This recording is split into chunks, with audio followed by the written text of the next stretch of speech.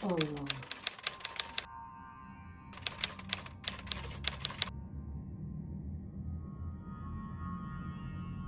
Assalamualaikum warahmatullahi.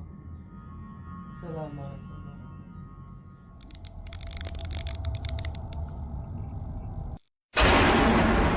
Mang Sukir.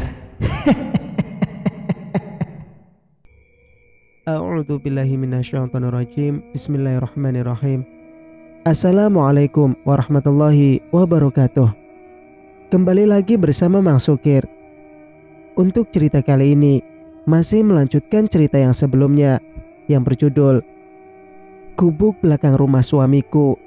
Cerita ini ditulis oleh Cahaya Putri. Dan bagi teman-teman yang ingin membacanya secara langsung, bisa langsung kunjungi link yang saya sudah sertakan ada di deskripsi. Oke, bagaimanakah untuk kelanjutan cerita kali ini? Ini dia kisahnya. Selamat mendengarkan. Terasa ada bom meledak di pikiranku saat mendengar nama itu. Seseorang yang kukira akan mendidikku menjadi istri solehah. Tapi, sudahlah. Yang penting aku sudah bisa lepas dari cengkramannya. Ya Allah, Hana, ternyata dia sudah menjadi korban keserakahan Wahyu. Sungguh aku tidak mengetahui semuanya. Tapi kenapa aku turut menjadi korban selanjutnya? Ya Allah, Nak. Untung kamu cepat pulang ke rumah. Kalau tidak, astagfirullah. Cerit ayahku, tanpa nafasnya menjadi sesak. Istighfar ya, istighfar. Ayah gak kenapa-napa, Nak. Melihat kamu sudah ada di sini itu sudah membuat ayah lega. Ucap ayah sambil bersandar di kursi. Ini kenapa ya, Nak? Kok kalian tampak terkejut saat mendengar nama suami Hana? Tanya Bu Hana sambil menautkan kedua alisnya. Gak apa-apa, Bu. Biasa ya, mudah shock. Kami permisi pamit ya, Bu. Udah kesorean. Ucapku seraya menyelami punggung tangan Ibu Hana. Aku takut menjelaskan semuanya. Takut menambah kesedihan yang hampir pudar. Kok cepat sekali, Nak Ayu. Padahal Ibu senang banget kamu datang ke sini. Belum juga Ibu buatkan minum, cemilan. Sekalian ngobati kerinduan dengan Hana. Ucap Ibu Hana sambil menahan langkah kami. Lain kali saja ya, Bu. Aku mampir ke sini lagi, Bu. Segera aku bergegas mengajak ayahku keluar dari rumah Hana. Takut siluman itu muncul. Bisa mati mendadak aku kalau melihat mukanya lagi. Assalamualaikum, Bu. Pamitku seraya menaiki motor bersama ayah. Waalaikumsalam. Sahut Ibu Hana seraya tersenyum. Sepanjang perjalanan aku hanya menunduk tanpa berani menatap sekeliling. Karena di sini masih banyak hutan, perkebunan karet, dan sangat jarang rumah penduduk. Neng Ayu, Neng Ayu, Neng Ayu. Tiba-tiba terdengar suara hembusan angin yang cukup kencang. Namun sesekali terdengar memanggil namaku. Kupertajamkan kembali indera pendengaranku. Suaranya seperti suara Biminah. Semoga kamu baik-baik saja, Bi. Masih tetap kutundukkan kepalaku serta kalimat itu kuucapkan. Semenjak kepulanganku dari rumah Mas Wahyu, aku berubah menjadi penakut. Mungkin aku butuh ruqyah lagi. Tiba-tiba tak berapa lama motor kami berhenti. Apakah sudah sampai? Dengan keberanian yang masih tersisa, kuangkat kepalaku. Loh, ucapku heran. Kok berhenti di sini ya? Habis bensin kayaknya. Segera ku bantu ayah mendorong motornya sampai ke persimpangan jalan. Dengan bersusah payah mendorong motor tua ini, tenggorokanku pun terasa sangat kering dan akhirnya tanpa warung penjual bensin eceran. Beres. Setelah motor hidup kembali, bergegas kami pulang ke rumah. Singkat cerita, terdengar bunyi azan berkumandang, segera aku bersiap-siap melaksanakan sholat maghrib. "Ayo nak, sholat," ajak ibu yang sudah bersiap memakai mukenanya. "Iya bu," sahutku. Segera aku ke kamar mandi mengambil air wudhu.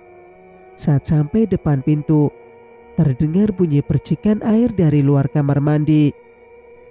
Aku pun diam menunggu di depan kamar mandi, menunggu ayah keluar dari sana. Sesekali terdengar siulan dari dalam kamar mandi. Apakah ayah sedang jatuh cinta?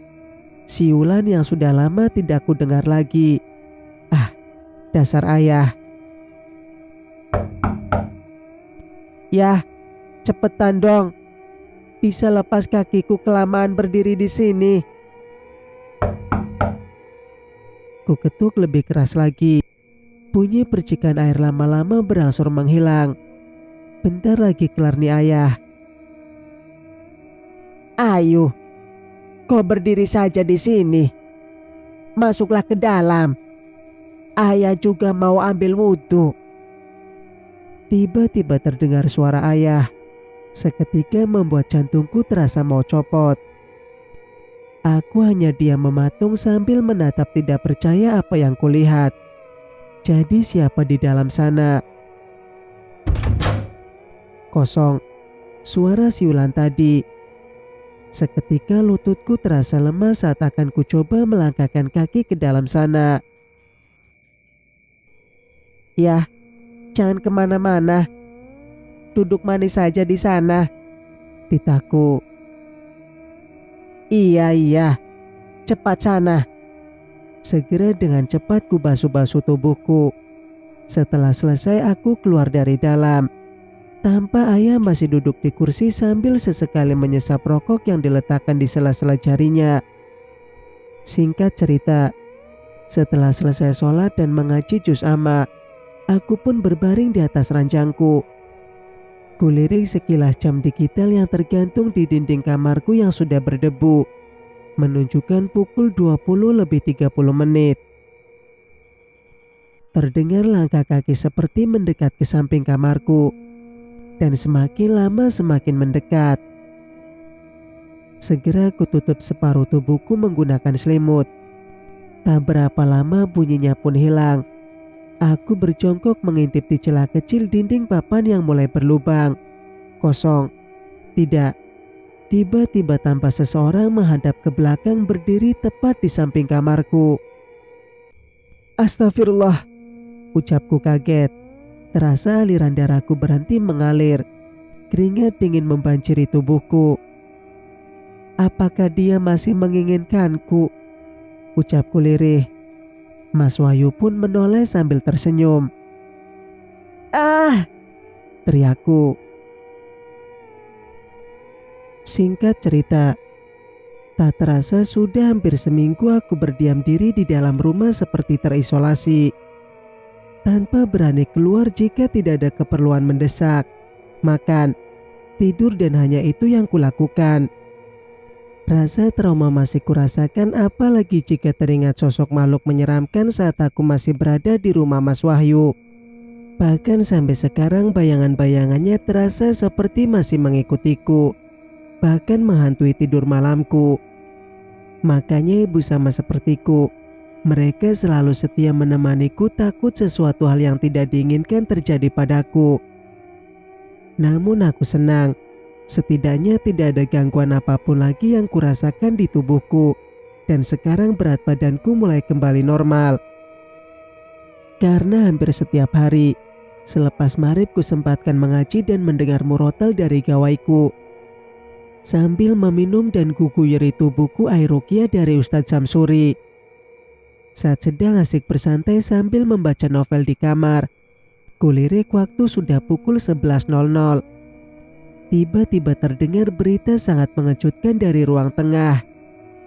Tempat ayahku biasa beristirahat siang sambil menghabiskan kopi hitam buatan ibu.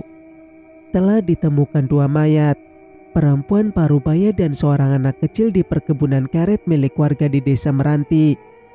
Untuk saat ini dugaan para polisi seperti korban pembunuhan karena terdapat 3 luka tusuk di bagian dada dan leher korban. Terdengar berita dari siaran televisi yang cukup besar menggema ke seluruh ruangan. Segera aku berhambur keluar kamar karena sangat syok mendengar berita kematian itu dari desa Meranti. Apakah itu Biminah dan anaknya? Namun belum ada identitas korban dijelaskan karena para polisi tidak menemukan identitas korban. Mayatnya pun ditutup koran bagian kepala sampai perutnya. Namun saat melihat kainnya yang dipakai, aku sudah mengetahui bahwa benar itu Biminah. Kain yang dipakai saat terakhir kali mengantarku pulang. Tanpa mayat yang langsung dimasukkan ke dalam kantong jenazah karena hampir membusuk. Tanpa terasa air mataku jatuh tanpa henti. Sungguh biadab pelakunya. Pembunuhnya sudah ditemukan karena ada satu warga yang melihat kejadian saat dihabisi. Terdengar saat pembunuhnya diinterogasi, yang menjelaskan secara detail bagaimana dia menyeret kedua korban ke semak-semak yang jauh dari pemukiman penduduk bersama rekannya. Ternyata dia mengaku hanya pembunuh bayaran. Emang berapa dibayar sehingga pikirannya sudah dibutakan oleh uang. Kau setelah ini mas, kau akan membusuk selamanya di penjara. Seketika senyum kemenangan muncul di wajahku. Namun tak lama air mataku meluncur dengan bebas karena teringat kebaikan Biminah. Ayah pun terperanjat saat melihatku telah berdiri di belakangnya sambil menoleh ke arahku. Loh nak, kok nangis? Tanpa wajah ayah kebingungan. Sepertinya Ayu kenal ya dengan kedua korban. Sungguh malang nasibnya. Maafkan aku. Karena menolongku mereka menjadi dibunuh. Semoga amal ibadahnya diterima di sisinya. Ucapku seraya terduduk ke lantai. Rasanya kakiku sangat lemas. Amin. Emang kenal di mana nak? Kayaknya itu nama desa tempat Wahyu bukan? Benar ya. Pelakunya itu si Wahyu. Hah, yang benar nak. Ucap ayah dengan mulut menganga. Benar, itu istri pertamanya yang dibunuh. Hampir setiap hari saat di sana aku bertemu dengannya. Astagfirullah. Benar-benar setan sudah menguasainya. Benar ya, mungkin dia merasa bisa terbebas dari jerat hukum setelah menghilangkan nyawa seseorang. Semoga Wahyu mendapatkan hidayah, ucap ayahku. Amin. Lama aku terdiam merenungi semuanya. Memori saat aku di sana menari-nari seperti kepingan puzzle yang tak beraturan. Aku pun perlahan bangkit, berjalan ke belakang mencari keberadaan ibu. Yah, ibu di dapur ya? Tanyaku pada ayah yang sedang menekan-nekan remote TV. Masih di luar nak, belum pulang. Tumben ya, jawabku. Iya, gak tahu tuh. Ibumu tak biasanya ke warung berjam-jam. Coba kamu cari dulu. Suruh pulang. Perut ayah sudah kelaparan. Jawabku malas. Segera aku berputar arah. Sebenarnya aku malas jika harus keluar rumah. Rasa ingin kututupi pakai cadar mukaku. Takut gosip-gosip sumbang yang tak bertanggung jawab menyebar luas. Mereka tak tahu betapa menderita dan sakitnya hati yang telah ternoda oleh pernikahan semu. Ku telusuri jalan di kampungku yang sudah berubah menjadi hitam sama seperti hatiku. Kuedarkan pandanganku ke segala penjuru. Mungkin ibu punya kebiasaan baru nongkrong di rumah-rumah warga. "Ibu," ceritku saat telah sampai di warung langganan ibu. Tampak ibu yang sedang berkacak pinggang sambil menunjuk-nunjuk. "Ya Allah ibu, sudah. Beneran nongol juga janda kembangnya." Terdengar ejekan dari Ibu Romlah. Tampak ibu mendekat ke arah Bu Romlah yang sedang tertawa-tawa. "Jika sekali lagi ku dengar kau bicara begitu lagi, ku bunuh kau." Wajar ya menantu kabur. Mertuanya serem banget sih. Mulut tuh dijaga. Jangan menyebarkan berita yang hoaks. Mau dikejar polisi juga. "Maaf Bu, bukan aku yang ditinggalkan, tapi aku yang meninggalkannya." "Eleh, sombong amat. Muka kayak panci penggorengan." "Astagfirullah," ucapku seraya mengelus dada. Segera ku tarik tangan ibu yang sudah menggenggam dengan sangat keras. Tanda emosi yang mulai menaik ke ubun-ubun. "Sudah Bu, jangan diladeni. Nanti ikutan gila," ucapku penuh penekanan. "Apa katamu? Makanya sekolah yang benar biar tahu adab," katanya setengah berteriak, seperti mencari simpati warga kampung. Astagfirullah. "Sudah Ayu, ibu, jangan diladeni terus." Tampak istri Ustadz Samsuri datang membelaku. Bu Romlah pun hanya terdiam melihat kami berjalan meninggalkannya sambil diiringi istri Ustadz. Saat berjalan melewati jalanan yang terlihat sepi, tiba-tiba ada yang mencengkram pundakku dan menghentikan langkahku. Segera aku berbalik. Ya Allah, setan. Terasa detak jantungku berdetak tidak menentu. Ibu ikut berhenti melihat langkahku. "Kenapa nak?" "Ya Allah, setan." Tanpa wajah ramah dari Bu Ustadzah. "Kenapa Wahyu?" tanya istri Ustadz Samsuri. "Yuk pulang sayang. Mas kangen. Kesepian di rumah." "Maaf, aku bukan lagi istrimu." "Sejak kapan? Kau sudah kujelaskan kau selamanya adalah istriku." "Tidak," ceritku. Dengan kekuatannya dia menyeretku dengan cepat, membuatku kesakitan dan meronta sekuat tenaga. "Tolong!" teriakku sekuat tenaga. Namun tidak ada yang berani mendekat menolongku. Hanya duduk manis di sampingku. "Hei, buronan!" teriak seseorang. Tampak dua orang berbadan tegap mendekat ke arah kami. Seiring dengan derap langkah Mas Wahyu yang dengan cepat berlari meninggalkan kami. Sambil membawa pistol mereka melakukan pengejaran. Namun saat di persimpangan jalan tampak Mas Wahyu terguling sambil dibekuk menghadap ke belakang. Kedua tangan segera dipakaikan borgol. Singkat cerita, ku tatap punggung Mas Wahyu yang sudah ditarik paksa ke sembarang jalan. Ternyata di sana sudah ada mobil polisi yang terparkir. Banyak warga yang penasaran segera berhambur keluar rumah ikut menjadi penonton. Mas Wahyu pun masuk ke dalam mobil dengan tangan yang sudah diborgol. Namun wajahnya seperti tidak menampakkan kesedihan sama sekali. Dari apakah hatinya terbuat? "Syukurlah ditangkap polisi. Bisa hanya buat resah saja."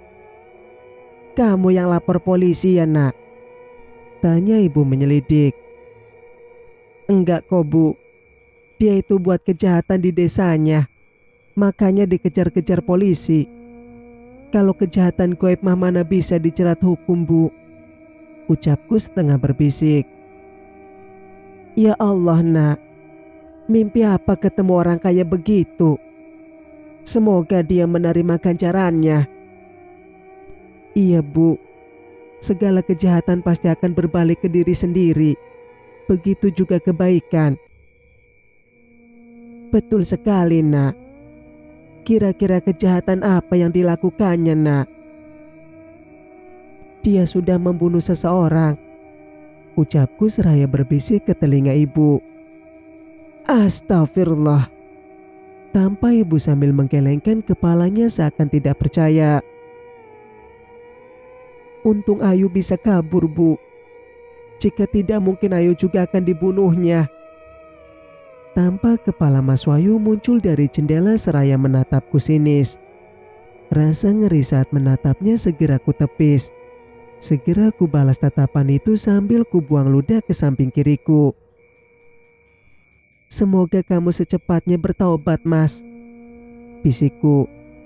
Setelah mobil yang membawa Mas Wahyu pergi, kami pun melanjutkan kembali perjalanan kami menuju rumah. Tanpa wajah ibu yang seperti begitu membawa banyak beban beberapa hari ini, seketika berganti dengan senyum merekah. Sepanjang perjalanan pulang seperti anak muda yang lagi berbunga-bunga. Aku juga sama. Bongkahan batu besar yang menyesakkan tubuhku terasa sudah terangkat. Aku pun bersyukur rasanya sudah bisa bernafas lega. Sekarang tidak akan lagi gegabah menerima pinangan dari lelaki sembarangan. Walau statusku janda namun aku masih perawan. Aku sangat bersyukur sama sekali belum sempat disentuh Mas Wahyu. Itulah hari terakhirku melihatnya setelah aksi penangkapan di depan mataku. Singkat cerita, 2 bulan kemudian, seperti biasa selepas maghrib tidak lupa aku mengaji di rumah Ustadz Samsuri. Aku pun bangga pada diriku yang sudah mulai banyak surat-surat pendek yang kuhafal untuk membentengi diri dari segala kejahatan yang tak kasat mata dan yang terpenting untuk akhiratku. Terdengar ketukan dari pintu utama Ustadz Samsuri. Walaupun pintunya terbuka, tamunya begitu sopan tak berani masuk ke dalam. Memunculkan wajah pun tidak. Tunggu sebentar yuk. Segera istri Ustadz berjalan ke depan meninggalkanku yang sedang duduk di karpet sambil membuka buku-buku Iqra yang akan dibaca hari ini. Ya Allah, nak. Terdengar teriakan histeris istri Ustadz Samsuri. Aku menjadi penasaran siapa yang datang. Apakah Agung teman sepermainanku waktu kecil? Pasti tambah jelek mukanya tuh. Aku pun menjadi tertawa sendiri. Masuk, nak. Kenapa baru pulang sekarang? Dari kemarin diteleponin kok gak nyambung-nyambung. Cek. Cerocos Burami istri Ustadz Samsuri. Seketika terasa ada angin lembut membelai pandanganku. Mataku seperti tidak berkedip sama sekali saat melihat sosok di depanku yang sangat gagah dan tampan. Mengenakan celana jeans dan baju kotak-kotak. Sangat-sangat cocok dikenakan menyatu dengan kulit putihnya. Benarkah ini Agung? Jika iya, kayaknya aku mulai jatuh cinta lagi. Segera ku tepuk jidatku karena memikirkan yang tidak-tidak. Assalamualaikum. Sapa Agung kepadaku. Waalaikumsalam. Jawabku. Ada Ayu. Lagi ngapain yuk? Tanpa Agung memindahkan bola matanya menatap Iqra yang kupegang. Rasanya ingin segera ku simpan Iqra ke dalam jilbabku. Malu sudah tua masih Iqra. Jawabku gugup. Lagi ngaji, nak. Sudah sana masuk temui abahmu. Dia sudah sangat kangen. Perintah Burami membuatku sedikit lega, sekaligus menghilangkan detak jantung yang tidak biasa di dadaku. Iya, Mi, saut Agung. Setelah hampir setengah jam mengaji, aku pun pamit pulang ke rumah. sambil celingukan ke dalam rumah mencari sosok Agung. "Kenapa, Nak?" tanya Bu Rahmi menatapku curiga. Enggak, Bu." Segera aku pamit dan mencium punggung tangan Bu Rahmi. "Ayo." Terdengar suara barito yang berat memanggilku. "Iya," ucapku seraya menoleh menatap sosok Agung yang sudah berganti pakaian santai. "Nanti pulangnya ngobrol dulu. Tidak ada juga yang ucapnya terputus. "Maksudnya?" tanyaku menyelidik. Apakah dia tahu aku sudah menjanda di usia yang terbilang muda dan di pernikahan yang baru seumur anak jagung? "Maksudnya, duduk dulu bentar." Tanpa Agung salah tingkah. "Sudah, Nak, biarkan Ayu pulang. Gak enak sudah malam. Besok pagi saja kalau mau ngobrol," ucap Bu Rahmi seraya tersenyum menggoda anaknya. Sungguh membuatku penasaran melihat tingkah ibu dan anak itu. "Ya udah, besok saja yuk kita ngobrolnya."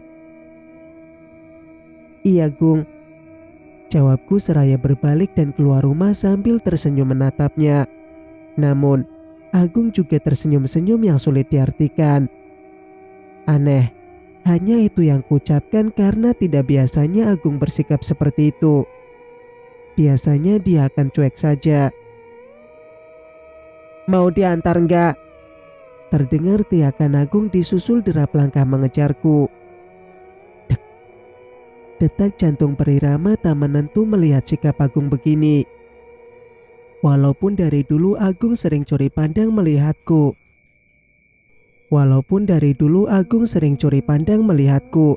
Namun aku tak bisa mengartikan apakah dia suka kepadaku. "Maaf, Gung, gak enak jika dilihat orang statusku yang sudah berbeda. Nanti apa kata orang tentangmu?" Tanpa Agung terdiam. "Biarlah orang mau bilang apa. Kalau mereka gak suka ya biarin. Hidup kita masing-masing jangan diambil pusing." "Iya, aku takut kamu dibully." "Hus, sudah jangan pikir yang tidak-tidak. Ayo jalan. Nanti tambah lama sampai ke rumahmu." Singkat cerita, "Benar ya Yu, kamu sudah cerai?" Tiba-tiba Agung bertanya memecah keheningan di antara kami. Iya, Gung, sudah 2 bulanan." "Yes," terdengar Agung seperti kesenangan. "Kok kamu senang begitu aku cerai? Harusnya turut prihatin atas nasib temanmu," ucapku tak suka. Maaf, gak tahu tadi spontan saja tiba-tiba." Tanpa Agung kelagapan. Segera ku tinggalkan Agung karena telah sampai di depan rumahku. "Terima kasih ya," ucapku seraya berbalik meninggalkan Agung. "Kok gak diajak masuk?" "Lain kali saja," jawabku. Setelah habis makan, sholat isya, segera aku masuk ke dalam kamar. Sambil menatap langit-langit kamar, tiba-tiba terbayang pertemuan pertama setelah lama tidak berjumpa sekitar 5 tahunan. Tadi membuatku tersenyum-senyum sendiri seraya memeluk Kuling. Mungkinkah dia menyukaiku? Hanya kata-kata itu yang menjadi pengantar tidur lelapku. Bersambung. Nantikan kelanjutan ceritanya di video berikutnya. Mang Sukir pamit. Wassalamualaikum warahmatullahi wabarakatuh.